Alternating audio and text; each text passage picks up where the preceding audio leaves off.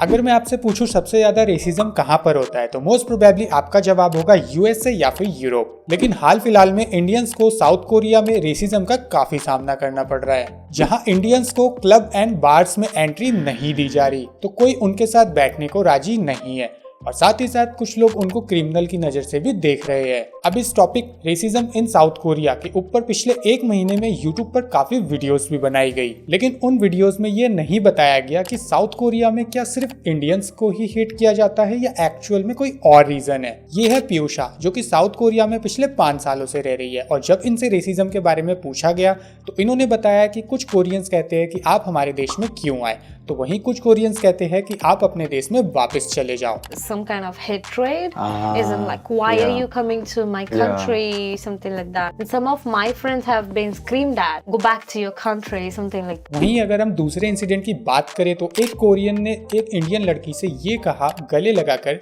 कि तुम इंडियंस हमारे देश में आते हो एंड यहाँ से ग्रेजुएशन करते हो, देन उसके बाद आप जॉब ढूंढकर यहाँ पे शादी करके सेटल हो जाते हो। Random Korean middle-aged person, he just approached me and he was like, he tried to like hug me and stuff like that, and he said, you people come here like to study and like work, and later you just want to get married to a Korean and settle in Korea, so is it okay if I just touch you or something like that? अब यहाँ पर एक सवाल निकल कर आता है कि साउथ कोरियंस इंडियंस को इतना हेट क्यों करते हैं? क्यों साउथ कोरिया में कई जगह पर बैनर्स लगे होते हैं कि Indians are not allowed? Well, they are acting like a white people, but in reality they are not. South Koreans USA and Europeans को छोड़ के सभी को जज करते हैं। इनमें एशियन कंट्रीज, ब्लैक या ब्राउन स्किन वाले सभी लोग आ जाते हैं। मोस्टली साउथ कोरियंस ये मानते हैं कि अगर आप सुंदर नहीं दिखते और आपकी स्किन का कलर व्हाइट नहीं है तो आप साउथ कोरिया में रहने लायक नहीं हो। अब ऐसा इसलिए है क्योंकि साउथ कोरिया में सबको सुंदर दिखना है एंड सुंदर दिखने के लिए वो किसी भी हद तक जा सकते हैं, जहां ऑन एन एवरेज एक कोरियन दिन में 3 बार स्किन केयर यूज करते हैं। पहला मॉर्निंग में, जहां अराउंड 10 से 12 प्रोडक्ट्स होते हैं, फिर इवनिंग में सनस्क्रीन एंड मॉइस्चराइजर होता है, फाइनली रात में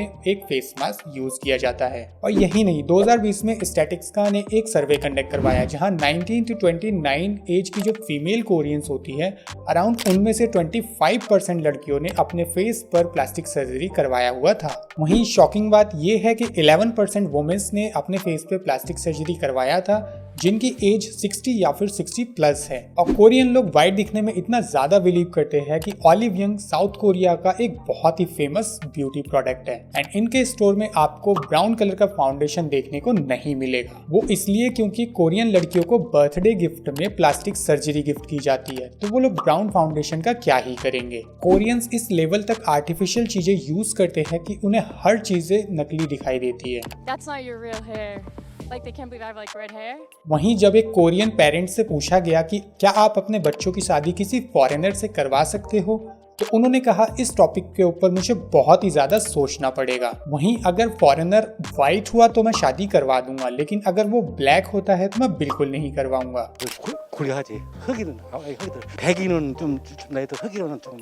वहीं दूसरे इंटरव्यू में मिस रेन, जो कि एक ब्लैक अमेरिकन है, उनसे जब रेसिज्म के बारे में पूछा गया तो उन्होंने बताया जब वो डाइजो में कुछ शॉपिंग करने गई थी तो वहाँ पे किसी एक कोरियन पर्सन ने उनसे कहा कि हाँ आप अपने देश में वापस चले जाइए। I'm like walking around and he's there and he just starts shouting like, "Oh, stupid foreigner, go back to your country." Like अब अगर हम साउथ कोरिया में जनरेशन गैप देखें तो वो बहुत ही ज्यादा है। ये है साउथ कोरिया का ओल्ड सोल, जहाँ पर मोस्टली पॉपुलेशन ओल्ड रहती है एंड जिनकी एवरेज एज 50 to 60 इयर्स है। और इस रीजन में जो भी टूरिस्ट आते हैं उन्हें लैंग्वेज गैप की वजह से यहाँ पे रेसिज्म का सामना करना पड़ता है। और ये है न्यू सोल, जहाँ पर हमारे जनरेशन के लोग रहते हैं एंड यहाँ पर रेसिज्म का सामना लोगों को कम करना पड़ता है। और ये मैं नहीं, वहाँ पर रह रहे इंडियंस ने खुद एक्सेप्ट किया है।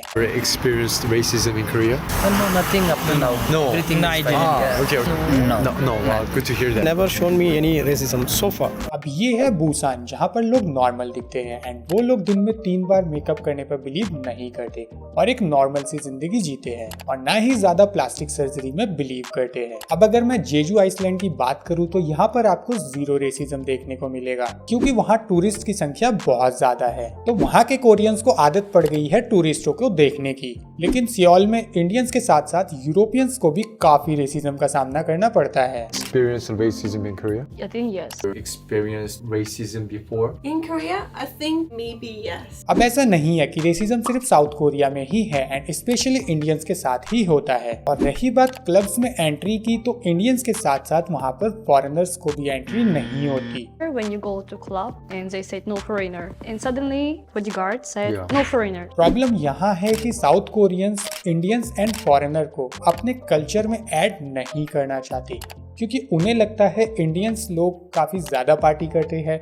जिनकी वजह से उनकी स्टडी खराब होती है एंड इंडियंस लोग मेहनत ज़्यादा नहीं करते और इंडियंस उनकी नेटिव लैंग्वेज नहीं सीखते और इंडियंस काफ़ी ज़्यादा पुअर है। वहीं दूसरी ओर कुछ कोरियंस काफ़ी फ्रेंडली एंड वेलकमिंग भी होते हैं एंड साथ ही साथ कुछ कोरियंस को एक्चुअल में फर्क नहीं पड़ता कि आप कोरिया में क्या कर रहे हो एंड आप कैसे दिखते हो। और रेसिज्म इंडियंस के साथ हर कंट्री में देखने को मिलता है, लेकिन हर कंट्री हाईलाइट में नहीं आती। At the end south Korea एक ब्यूटीफुल एंड काफी सिक्योर्ड कंट्री है। अगर आपको इन फ्यूचर साउथ कोरिया जाने का मौका मिले तो अब जरूर जाना। एटलीस्ट अफ्रीका के कुछ देशों से तो बेटर ही है। एंड रही बात रेसिज्म की, तो इसको अभी पूरी तरीके से खत्म नहीं किया जा सकता।